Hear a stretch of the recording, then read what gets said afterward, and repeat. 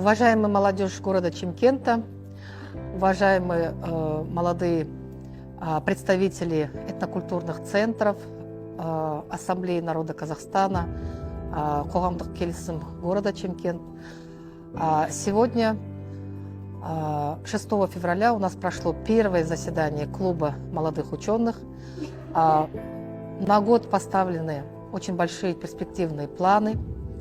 Но, конечно же, реализация этих планов зависит от наших молодых кадров, которые комплектуют научный, социально важный контингент нашего города, нашего родного города Шымкент.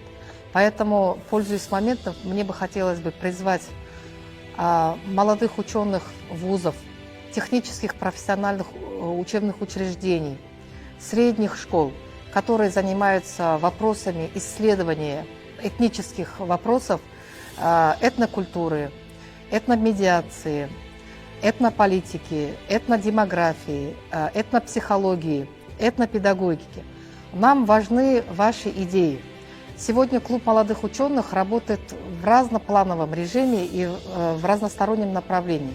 Это не только наука, это и социально важные объекты города Шымкент, которые требуют, естественно, квалифицированных исследований наших этнологов.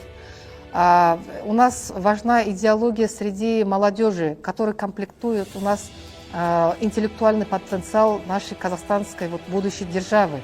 Поэтому мы хотим, чтобы клуб молодых ученых при научно-экспертной группе Ассамблеи народа Казахстана Қоғамдық келісім города Шымкент, он расширился. Поэтому сегодня число подающих нам заявки возрастает уже до 50 человек. Вы понимаете, такой у нас идет большой контент. Если вы хотите участвовать в этой организации, пожалуйста, подавайте свои заявки. Какие требования должны будут быть, Ассамблея народа Казахстана Қоғамдық келісім города Чимкент отправит вам на ваши официальные сайты.